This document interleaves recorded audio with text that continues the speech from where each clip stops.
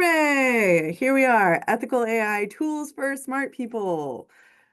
I am here. I'm Dr. J. I'm here with Kayla.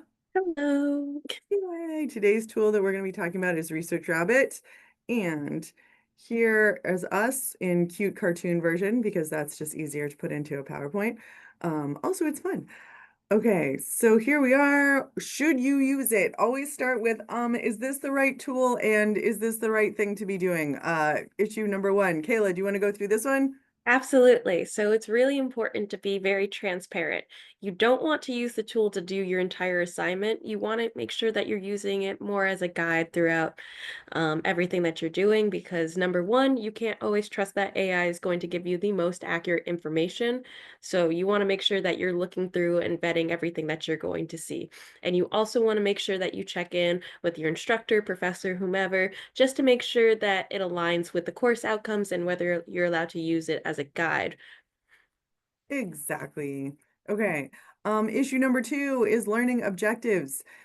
Even if you're being fully transparent and your professor says it's okay, if the learning objective of the assignment is the exact same as the reason you're using the tool, that's actually not ethical. So if you are trying to do something like write an essay and the whole purpose of the assignment is to write an essay and the whole purpose you're using the tool is to write an essay, that's not ethical. So don't do it.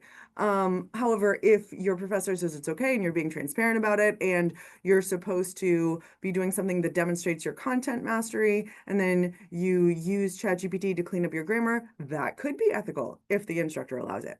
Okay, there's some other issues that we are not going to get into that are about the ethics, but I hope that everybody looks these up and makes your own informed decisions about whether or not you'd like to use the generative AI tools.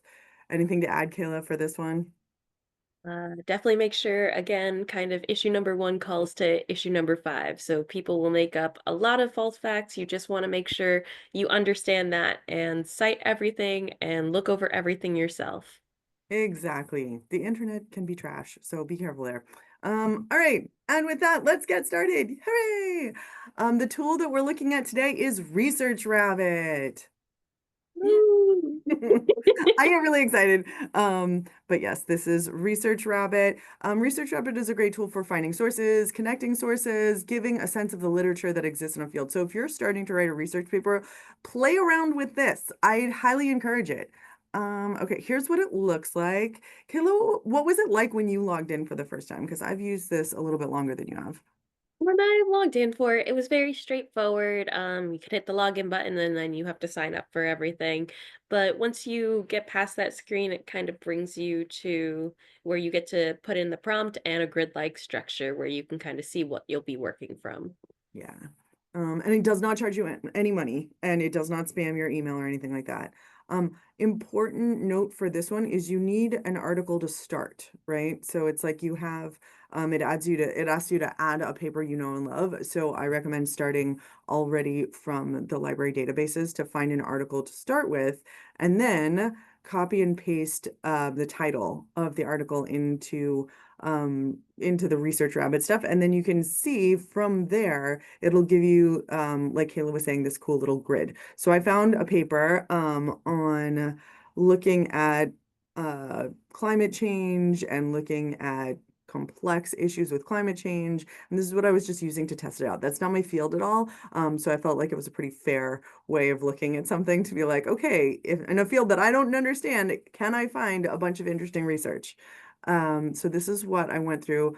And as you can see, you can play around and it gives you similar work. It gives you the references that your paper that you put in cited, and it gives you other papers that have cited your paper already. So then you can plug all of that in and then you can see a cool little web of all of these different papers.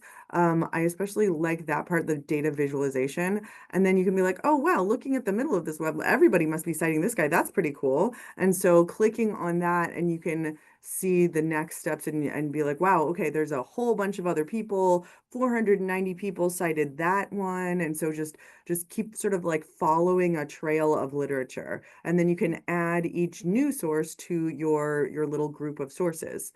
So yeah. Kayla, what are your thoughts here? Any tips that you'd want to make students aware of? Absolutely. Just making sure if you see a work that's been cited more often, don't be afraid to kind of go and look at that work because that means that there's a lot more validity in that, the example that you're being shown. Additionally, when you first start, I believe the bubble that shows your original paper will be green. So that way you can tell where you've started versus where it's branching off to, because it can be very overwhelming because there's so many papers tied to all these different papers. But it's That is a still great very point. nice and very user friendly. That is an excellent point. Yeah. So when you click on something, it's like, oh my God, there's so many different connections. It's like, well, that's good when you're trying to figure out what research is out there on any given subject. So yes. Then Oh, we and one more note, you want to make sure you know that it's going to be the first author that a lot of the labels go by. You can switch it to the last author, but you might not get everyone in between. So try and make sure that you're very clear on that when you're going through. that is a great point. Yep. And so you can see this is sort of the Shipon. I don't know how to pronounce this person's name, but yeah, that author there is the first author in this. And so that's what we end up seeing it referred to as Shipon 20 no 2006. Okay, so tips for this one is you might have to try more than one article at first if your first article doesn't connect to a lot of sources. Also, it's not perfect, so always double check the information that you find with the articles themselves, so in the online journals or the library databases. That's what I would say for that. I love this one. I'm super like I'm a big fan of Research Rabbit. I like it. I like how it has nice graphics and it just sort of makes it fun to find all these sources.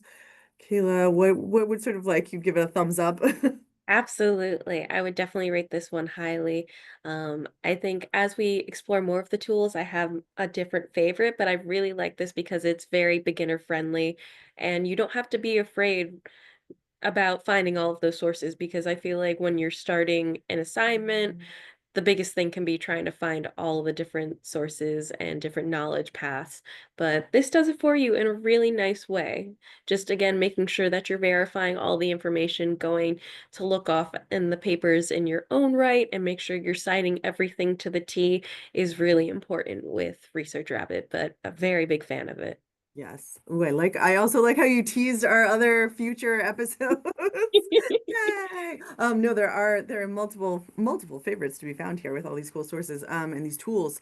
Okay, so after you use this tool, you'll have a whole bunch of sources. And so you'll if you're gonna be writing a lit review, you can go through the sources, skim all the sources, figure out what's in them, and that's your next step as far as when you're using this tool. So yeah, stay tuned. Yay. All Bye. right, now I'm gonna hang up. Oh, no, I'm still talking. Stop the recording.